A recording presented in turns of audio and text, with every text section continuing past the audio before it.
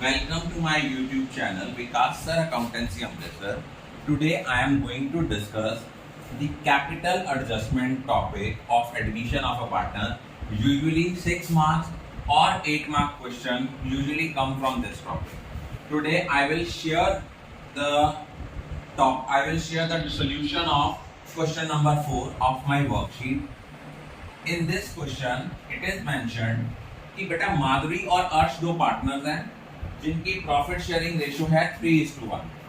उनकी balance sheet दी है और उन्होंने लिखा है कि सबसे पहले जब भी एडमिशन का क्वेश्चन आएगा, first of all you have to prepare revaluation account. और रीवैल्यूएशन अकाउंट कैसे बनता है? अब इस क्वेश्चन में लिखा हुआ है कि हमने रीवैल्यूएशन अकाउंट जो है प्रोविजन बनानी है 10% ऑन डेटर्स। तो बेटा 10% जो है डेटर्स आपके हैं 1,20,000 पे और 10,000 रुपया प्रोविजन दी हुई है। तो सबसे पहले जो हमने प्रोविजन क्रिएट करनी है वो हमने ग्रॉस अमाउंट पे करनी है, ना कि नेट अमाउंट पे। तो 1,20,000 का 10% बेटा बनता है 12,000। ऑलरेडी 10,000 के साथ प्रोविजन है तो हमें और कितनी प्रोविजन क्रिएट करनी है? सिर्फ 2,000 to provision for doubtful debt. ये आ गया आपका 2,000। फिर उसने लिखा हुआ है stock is under value. Stock को हमने अंडर वैल्यू किया, अब इसकी वैल्यू को बढ़ाना है। 1,35,000 का 10/90 करोगे, रिमेनिंग अमाउंट हमारी आएगी 15,000। फिर उसने लिखा कि ओल्ड कस्टमर थे 25,000 के, वहां शीट पे लिखा हुआ है उनसे रिकवर हुआ 15,000, उसको कर लीजिए 10,000। इट मींस बाय, अब बच्चों की गलती क्या आनी है, मेजॉरिटी स्टूडेंट ने वहां बैड डेट रिकवर्ड लिख दिया है, लेकिन ये सीबीएसई में 2018 में पॉइंट आया था it's not bad debt recovered, it's debtors. तो एंट्री आनी है बाय डेटर अकाउंट 10,000।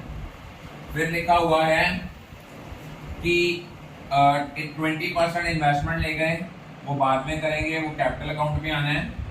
आपकी देखो मैंने आपको करवाया था कि वर्कमैन कंपनसेशन फंड के अगेंस्ट अगर कोई लायबिलिटी अराइज हो वो रीवैल्यूएशन अकाउंट में तभी आती है अगर हमारी फंड की अमाउंट कम है और लायबिलिटी की अमाउंट ज्यादा है।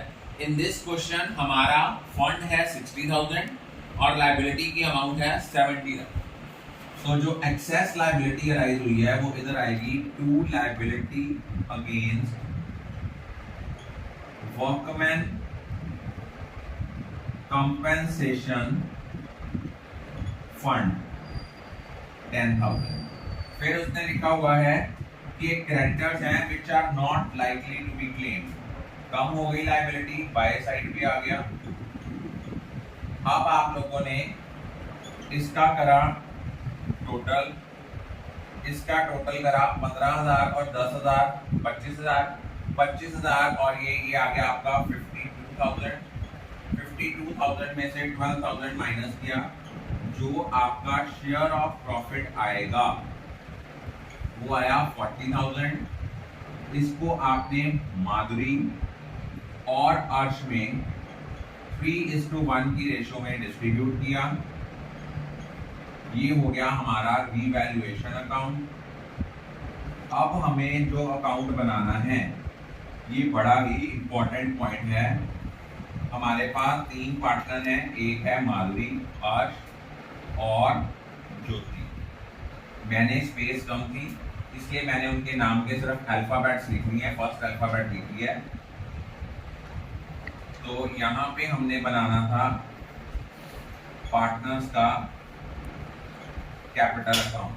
अब ये क्वेश्चन क्यों इंपॉर्टेंट है? ये क्वेश्चन हमारा इसलिए इंपॉर्टेंट है क्योंकि इस क्वेश्चन में हमने ये निकालना है कि नया पार्टनर कैपिटल लेके कितनी आएगा। तो सबसे पहले हमें दिया हुआ है इनका ओपनिंग बैलेंस। ओपनिंग बैलेंस हमें कितना दिया हुआ है? By balance brought down. Opening capital हमें कितना दिया हुआ है? इसकी दी हुई है 3 लाख। इसकी दी है 2 लाख। रीवैल्यूएशन का प्रॉफिट है 20,000, 10,000। फिर देखो वर्कमैन कंपनसेशन रिजर्व आना नहीं है क्योंकि उसके लिए ज्यादा की लायबिलिटी राइज हुई है, तो डिफरेंस की अमाउंट आपकी रिवैल्यूएशन अकाउंट में चली गई। Employees provident fund distributable profit नहीं है। उसके बाद नया पार्टनर गुडविल कितनी लेके आया है, गुडविल लेके आया 40,000, तो एंट्री आ गई बाय, आपकी एंट्री है बाय प्रीमियम फॉर गुडविल। अब गुडविल लेके आया वो 40,000, इसको भी उनकी सैक्रिफाइसिंग रेशियो में बांटा, वो भी आपकी 3:1 आई, बाय प्रीमियम फॉर गुडविल आ गया। अब उसके बाद उन्होंने क्या कहा है, अर्श ने इन्वेस्टमेंट ले ली है 20%, 1,10,000 का 20% आ गया 22,000, 1,10,000 का 20% आ गया 22,000। अब हम लोगों ने क्या देखना है, हमने देखना है नया पार्टनर कितनी कैपिटल लेके आएगा।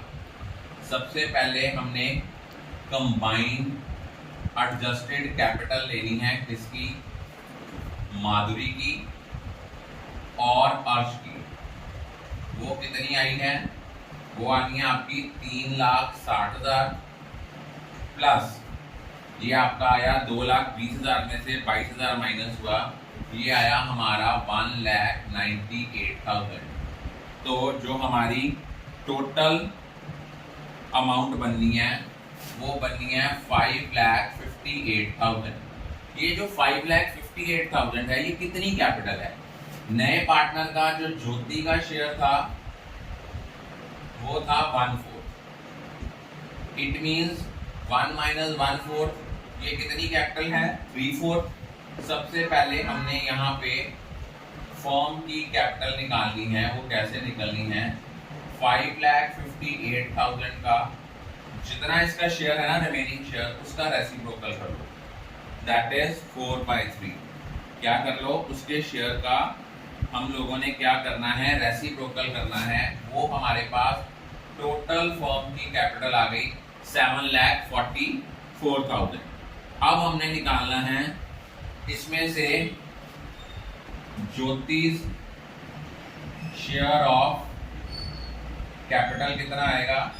ज्योति का जो शेयर ऑफ कैपिटल है 7,44,000 का 1/4, तो ये हमारा बनना है 1,86,000।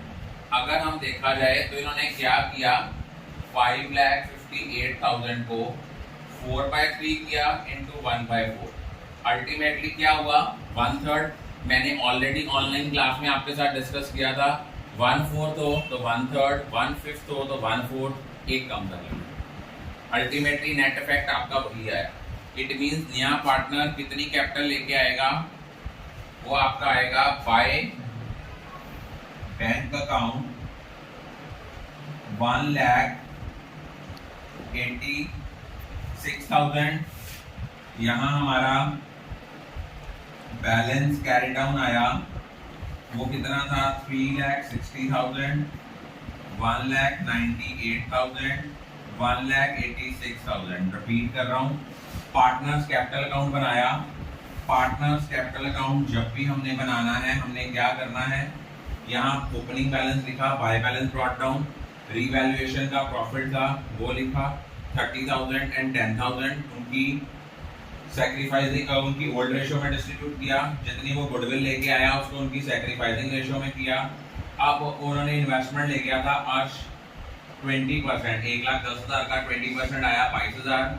अब इस क्वेश्चन में ये हमने निकालना है कि नया पार्टनर कैपिटल कितनी लेके आ रहा है, और वो लिख रहा है कि वो प्रपोर्शनेट कैपिटल लेके आ रहा है। तो सबसे पहले combined adjusted capital of Madhuri and अर्श हमने कैलकुलेट करी। जब हमने माधुरी और अर्श की कंबाइंड कैपिटल कैलकुलेट करी वो हमारे पास आई 5,58,000। और देखो ज्योति का जो शेयर था वो कितना था 1/4, तो ये हमारा रिमेनिंग शेयर आ गया 1 माइनस 1/4 दैट इज 3/4।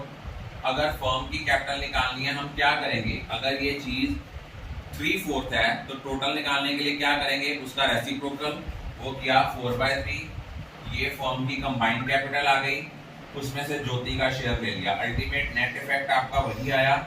वो क्या था कि जितनी उनकी ओल्ड पार्टनर्स की कंबाइंड कैपिटल आई थी उनको उनके रिमेनिंग शेयर के रेसिप्रोकल के साथ मल्टीप्लाई किया इनटू न्यू पार्टनर शेयर। 4 के साथ 4 कैंसल, अल्टीमेट कितना नेट इफेक्ट आया, 1/3। तो ये हमारा पार्टनर्स कैपिटल अकाउंट जो था ये तैयार हो गया। अब इस क्वेश्चन में उन्होंने हमें एक और चीज पूछी हुई है, that is balance sheet of new firm. तो हमें अब इस क्वेश्चन में जो बैलेंस शीट है वो भी प्रिपेयर करनी पड़ेगी। तो मैं इसके लिए आपका जो रीवैल्यूएशन अकाउंट है इसको मैं इरेज कर रहा हूं। यहां पे हम बनाएंगे balance sheet,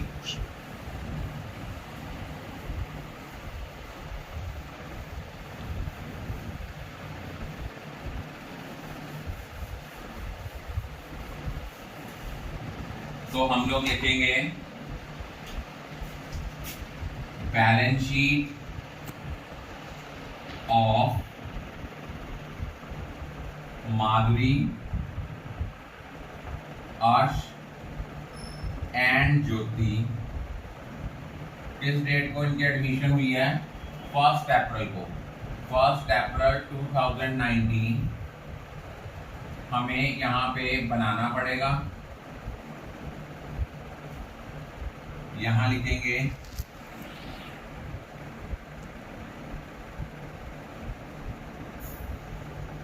liabilities amount, assets amount. सबसे पहले तो हम capital balances as it is ले लेंगे। कैपिटल अकाउंट दिए हुए हैं माधुरी का 3,60,000, अर्श का 1,98,000 और ज्योति का 1,86,000। इसका सम टोटल बाहर लिख देंगे। अब आपकी लायबिलिटी कितनी आई है against workman compensation fund, that is 70,000। Creditors 1,90,000 के हैं। 1,90,000 में से 27,000 के डेट जो क्रेडिटर्स हैं, क्रेडिटर्स जो हैं they are not likely to rise. तो ये आ गया आपका 1,63,000। Employees provident fund 1,10,000 as it is आएगा। यहाँ दी हुई थी मशीनरी, मशीनरी की वैल्यू एज इट इज आनी है, कोई इंक्रीज नहीं हुआ। इन्वेस्टमेंट 20% ले गए हैं, 80% इधर ही आनी है, 88,000। डेटर्स हैं, डेटर्स अब आपके कितने हो गए, 1,20,000 प्लस 10,000 के 1,30,000। उनमें से प्रोविजन माइनस करनी है, प्रोविजन फॉर डाउटफुल डेट ये है हमारी 2,000 की माइनस की, आया 1,28,000। प्रोविजन आपने माइनस करनी है 12,000 की करनी है। तो 1,30,000 में से इसको माइनस किया, ये आपका आ गया 1,18,000। स्टॉक की वैल्यू आपकी इंक्रीज हो गई है, ये आया 1.5 लाख। अब आपका कैश का बैलेंस, यहाँ आपने बाय कैश लिखना है, क्योंकि अगर कैश बैलेंस दिया है तो बाय कैश लिखना है। कैश का बैलेंस कितना था, 35,000 एक था, 1,86,000 एक था, और उसके बाद वो क्या गुडविल लेके आया 40,000 आपका एक बैलेंस था। तो अगर हम इसको करेंगे 35,000 प्लस 1,86,000 प्लस 40,000, ये आएगा 2,61,000 प्लस 1,50,000, 1,18,000, 88,000, 4,70,000। आपका इस क्वेश्चन में बैलेंस शीट का टोटल आता है 10,87,000। इधर देखिए कैपिटल बैलेंस का टोटल जो था वो आपका आना था 7,44,000 प्लस 70,000 प्लस 1,63,000 प्लस 1,10,000। ये भी आ गया आपका 10,87,000। I think all of you are clear about.